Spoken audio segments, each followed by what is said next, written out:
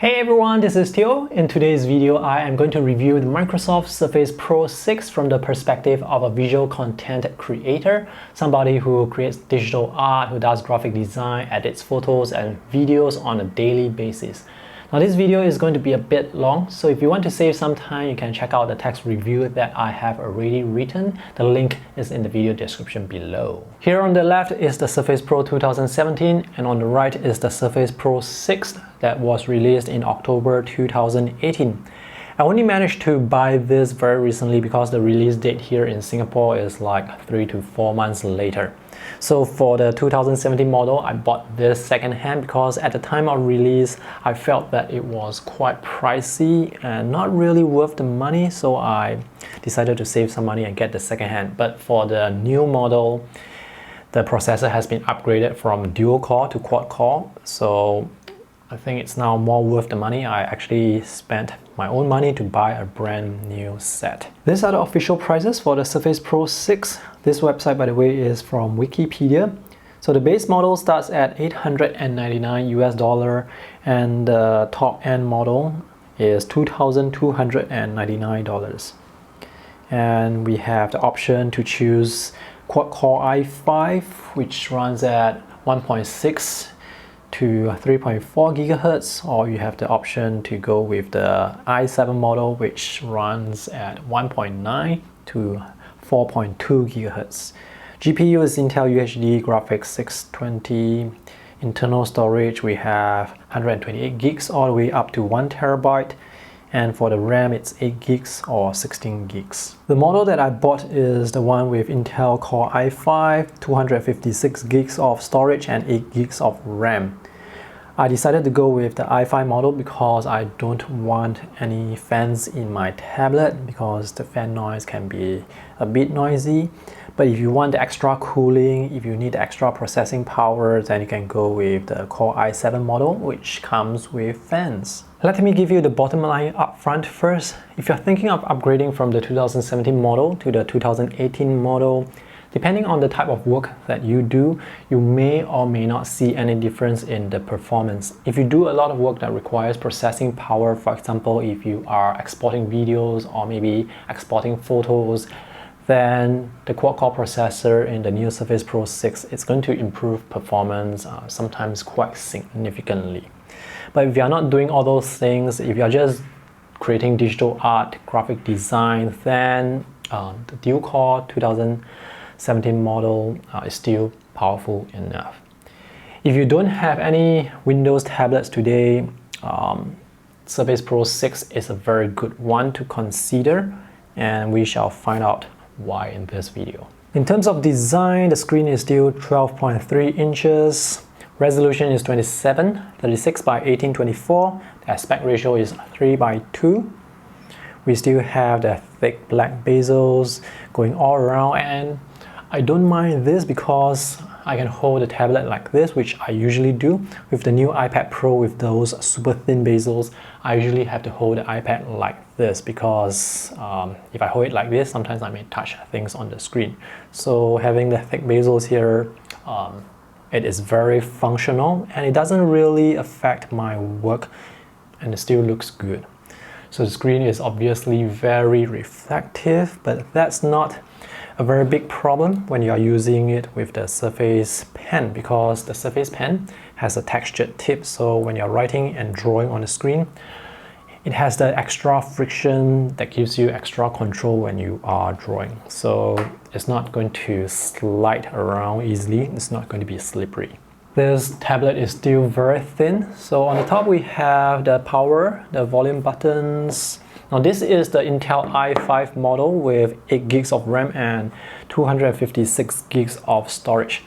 The i5 model doesn't come with any fan, so operation on this is silent.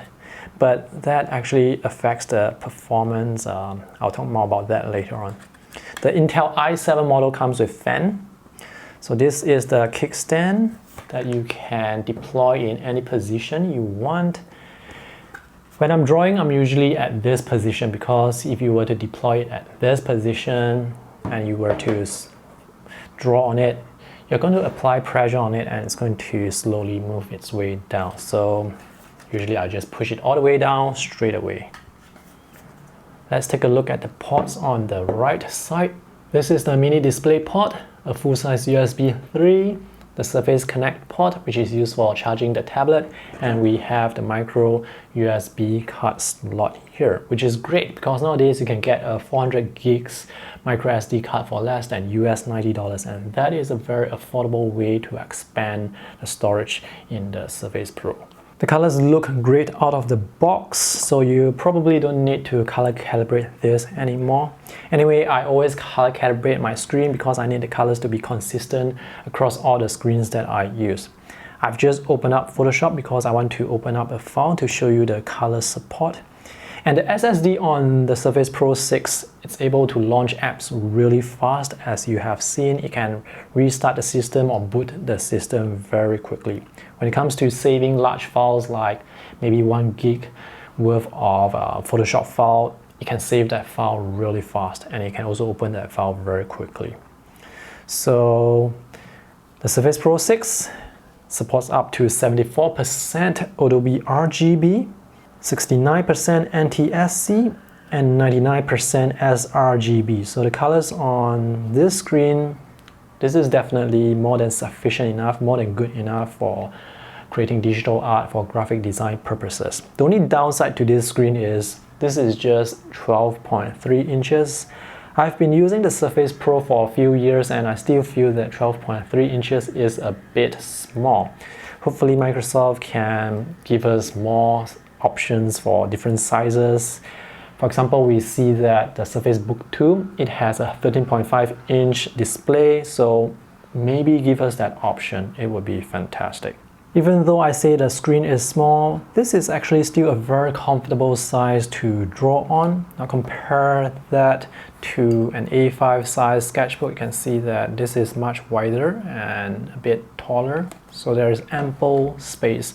And because of the resolution, everything looks really sharp. There is still a lot of space for palettes on the side. So now that I have Photoshop open, I'm going to show you the drawing performance on this. The Surface Pen, by the way, is not included with the Surface Pro, so you have to spend another US $99 to get this. There are Surface Pen alternatives out there, but the Surface Pen is the best stylus for working with any Surface product. The Surface Pen is very accurate. The cursor is always directly beneath the pen tip. Let me switch to a different cursor to let you see a bit more clearly. So that's the crosshair cursor. Right now I am drawing slow diagonal lines to test for jitter. And I would say that there seems to be some slight jitter, but it's not the irritating type. And this is with me drawing very slowly, so it's a bit difficult for me to control the pressure consistently. Pressure sensitivity works really well, and there is palm rejection also. I am now resting my palm on the screen while drawing these lines. And now let's take a look at quick strokes. So for quick strokes, well, they look fine. The lines, they don't taper as well compared to other graphic tablets. So you can see here the taper, it's a bit abrupt. It's not as sharp compared to this. I guess the only issue I have with Photoshop is I can feel some lag when I am drawing. I think that has got to do with the refresh rate of the screen. This is a 60 Hz screen. And when I am drawing, I can feel sometimes the lines, they appear to be a bit choppy. So it's like the lines, they will come out bit by bit. This is more obvious if I draw very quickly. So if I draw very quickly, I can see a gap between the pen tip and the actual lines. But if I draw a bit more deliberately like this, then the gap between the line and the pen tip, it's not that obvious. So when it comes to drawing, I don't really have much issue other than that perceived lag, but it's not the irritating type of lag. So let's test out the pressure sensitivity. So you can adjust the pressure sensitivity using the Surface app that is provided, or you can just adjust the brush settings. The Surface Pen supports up to 4,000 levels of pressure sensitivity. This pen is very sensitive, and the initial activation force is very light. I'm barely glancing the pen tip on the surface, and it's able to register these lines. So this pen is very sensitive. The Surface Pen also supports tilt sensitivity. Unfortunately, it only works with certain apps, and for some reason it doesn't work here with Adobe Photoshop CC. I always say this in all my reviews of graphic tablets. The drawing performance that you get really depends on the graphic software that you use. So this is the sort of performance you can expect from Photoshop CC. And now I am using Medibank Paint Pro. Let me go in close to show you the same slow diagonal lines. And with Medibank Paint Pro, the jitter is even less noticeable compared to that from Photoshop. Medibank Paint Pro usually works very well. I actually enjoy drawing with this software compared to Photoshop because usually when I'm drawing very slow, I need that extra accuracy. This is especially so when I'm drawing people, because sometimes when you want the accuracy, you need to draw a bit slower. And with Medibank Paint Pro, it handles those lines, those slow lines really well. Significantly better compared to Photoshop because I don't see any of those micro jitter here. Pressure sensitivity works very well. The only downside with Medibank is when it comes to zooming in and out, panning around, it has more lag compared to Photoshop. But when it comes to drawing quick lines like this, the input lag is less compared to Photoshop. So the lines, they appear almost instantly. This feels a bit more responsive compared to Photoshop. This is Krita, and it works very well. It's very responsive. Let's zoom in and take a look. I'm zooming at 700% right now, so things appear a bit pixelated. So with the Surface Pen, there's the eraser, so you can turn it around to erase. It's quite convenient. Palm rejection works quite nicely, but sometimes when you touch the screen first with your finger before the pen cursor shows up, sometimes you may have that stray stroke. Pressure sensitivity works pretty well here, and the strokes, they taper very nicely, and this is very responsive. The lines, they come out almost instantly. Again, the perceived lag here, the input lag here, it is less significant compared to Photoshop. Alright, Krita is an app that has some tilt brushes, so I'm going to select a tilt brush. This brush that I have just selected is called Pencil 5 Tilted. I'm going to hold the Surface Pen almost vertically and draw some vertical lines. I'm pressing down quite hard. Alright, now I'm going to hold the Surface Pen at an angle and draw those lines again. And now I can see that these two strokes here, they are broader. I am now going to turn the Surface Pen and draw with the pen tilted again, like this. Alright, as I held the Surface Pen and drew these 4 strokes, you can see the gradation. The darker side is on the left, and then it slowly fades into the white to the right side. And then I switched the Surface Pen around and drew these 2 strokes. You can see the darker side is now on the right side, and it fades to the white on the left. This next brush is called Marker Chisel Smooth. Once again, I'm drawing these lines with the Surface Pen vertical. And now I'm going to tilt the Surface Pen at an angle and draw. So tilt sensitivity does work here with Kritar. Now the pen is vertical, and now it's to the side, and now it's vertical. Clip Studio Paint works fantastic. There is pressure sensitivity, there is palm rejection, and they work very well. And this app is also quite responsive. It's really nice to draw with this. The experience is pretty similar to drawing with Medibank Paint Pro and Kritar. The best drawing apps for drawing on the Surface Pro, in my opinion, are Medibank Paint Pro, Kritar, and Clip Studio. Let's see how the lines taper. They taper very well. They taper better compared to Photoshop. As in, you can see the lines, they don't taper abruptly here. As for the transition from thin to thick, it's also very smooth, and notice the curves. They are very smooth. This is Affinity Photo. The zooming in and out navigation, it's pretty smooth. Pressure sensitivity works well. Alright, there is some slight lag when I'm drawing like really fast. If I'm drawing slower, then no issues at all. Now the lines here, they are not as smooth compared to the other apps that I've shown you. So you can see there is some wavering because of the pressure. This is not the best app for drawing, but Surface Pen works with it. This is Sketchable. Pressure sensitivity works well.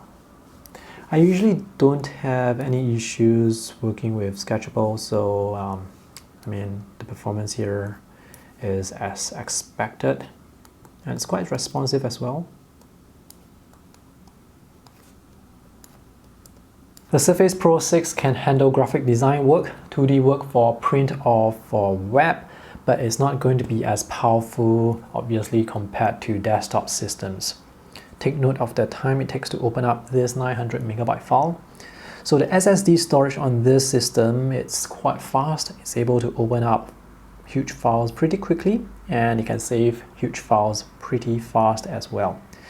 So now I am going to let you see how fast it is when it comes to doing some simple adjustments. So I'm going to change the hue, change the color of the scene. This is a 2 meters by 1 meter file at 300 dpi, and as I click on the different colors here, you can see that there's some delay, there's some lag, but it's not the irritating type of lag, and this performance is the same as the Surface Pro 2017. This is Adobe Illustrator, and I have just opened up a newspaper design. These are 2 pages from a tabloid-sized newspaper. And zooming in and out, it's pretty fluid.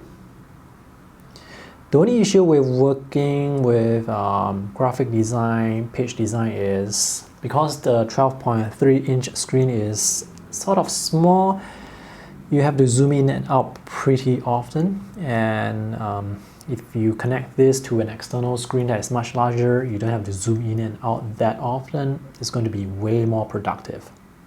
But if you want to do this on the Surface Pro, you can certainly do so.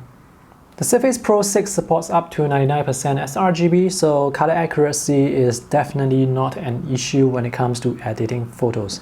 Now when it comes to performance, like exporting photos, there are many factors that affect the actual performance. Let me show you some numbers. These are timings that I recorded when I exported 100 raw files, where each file is a 16 megapixel photo. So the factors that affect export time are the software that you use, the number of processors, and whether or not the processor is hot or cool. So for the results that you see here, I have divided them into 2 groups: when the processor was cool, which is in blue color, and when the processor was hot, in red color. Let's take a look at the results when the processors were cool. So for the dual-core Surface Pro 2017, the export time was 4 minutes and 56 seconds. For the quad-core Surface Pro 6, it was 4 minutes and 18 seconds. The difference is not significant. This is just about 2 to 3, maybe 5% faster. When the processor becomes hot, the processor is being throttled and the speed is reduced significantly. And you can see the export time for the dual core jump up to 12 minutes, and for the quad core it jumps up to 6 to 8 minutes. The export time would vary very wildly depending on how hot the processor is and whether or not you are in an air-conditioned room. That would also affect the export time. But at a glance you can see that when the processor is hot, it's significantly slower compared to when the processor is cool. And because this is the model without a fan, this is the Intel i5 model without a fan, through passive cooling, it's not able to cool down the tablet effectively, hence we see this sort of result.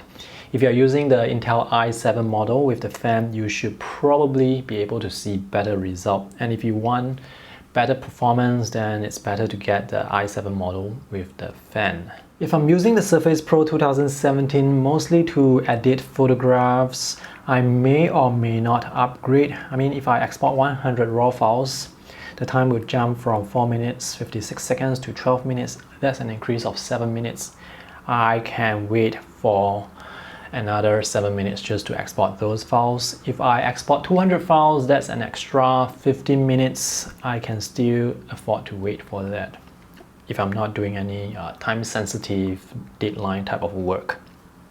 But of course, if you go with the Surface Pro 6, you're going to save those 7 minutes or 15 minutes.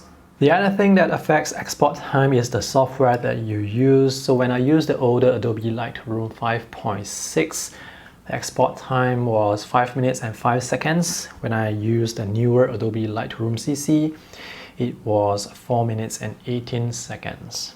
I'm now using Adobe Premiere. Editing videos on such a small screen, it's not optimal.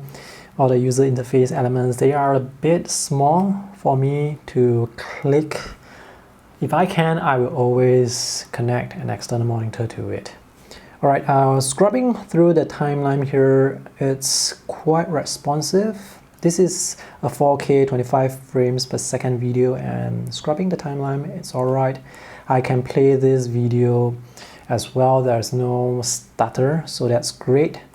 Now when it comes to exporting videos, the quad-core processor saves a lot of time over the previous generation, the dual-core processor. The 4K video that you just saw is 25 frames per second and it's 5 minutes long. When I exported that with the 2017 Surface Pro, it took at least 40 minutes. So that's a pretty long time to take to export 5 minutes worth of footage, and there is no color correction, there's no special effects in that particular video. Now with the new Surface Pro 6, it took around 11 minutes to 16 to 17 minutes, depending on how hot the processor is. But even when there is throttling, it is still significantly faster compared to the previous generation. This is more than 2 times faster when it comes to exporting a video. When you are exporting videos and photos, the whole system will start to feel sluggish, it will start to slow down, and switching applications sometimes will become a bit slow. If you're using the internet browser, serving web pages is going to feel much slower. It's quite difficult to do other work when you are exporting photos and videos. So that's something to note. You can certainly edit videos on the Surface Pro 6, but again, this is not a workstation, so you need to keep your expectations in check. Battery life of the Surface Pro 6 is pretty decent. I've been using this non-stop for 3 hours at 75% brightness, and the battery life dropped from 85% to 35%, so that's a drop of 50 percentage points. So with normal usage, you can probably see up to 5 to 6 hours of usage. Even though this is running quad-core processors, the battery life is actually similar to the previous generation Surface Pro 2017. Alright, to conclude this review, let me tell you the things that I like and don't like. I like the design, I like the build quality, but the design is starting to feel a bit old. Microsoft should really start adding USB-C ports to the Surface Pro. Colors are great, the screen is nice, a bit small to me, so I hope they have a larger option to choose in the future. But other than that, the physical aspect of the tablet, I think it's nice. The upgrade from dual-core to quad-core processor really improves its performance, but unfortunately because of the heat, because of passive cooling that's not able to get rid of the heat fast enough, the processors will be throttled, and most of the time they cannot even maintain the base clock speed. So that's going to affect the performance. But overall, having quad-core processors, it's still a big improvement over dual-core processor. When it comes to creating digital art, graphic design, even photo editing, not really too much of an issue. When it comes to video editing, even when it gets hot, it's still significantly faster compared to the previous generation. If you have the previous model, if you're not doing any processor-intensive tasks like exporting videos, I don't think there is that much of a reason to upgrade. Personally, for me, when it comes to exporting photos, for example, 4 minutes with this versus 8 minutes with the previous model, I mean, I can wait another 4 minutes just to export 100 photographs, no problem at all. But when it comes to exporting videos, we are talking about 11 to 16 minutes on this versus 40 minutes on the previous model. When it comes to exporting videos, this is more capable, but this is not a workstation, so personally for me, I won't edit videos with this. I would use a proper desktop. Overall drawing performance is pretty good, but again, it really depends on the app that you use.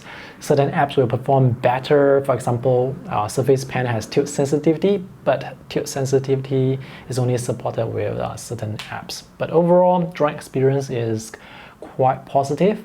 There are still some micro jitters with certain apps, but most of the time when I'm drawing at my normal speed in the real world doing real work, I don't see that issue coming up to affect my work. So I think that's it for today's review. If you have any questions, let me know in the comment section below. If I have any updates to my review of the Surface Pro 6, I will put all of that in my text review. You can check that out. Just follow the link in the video description below.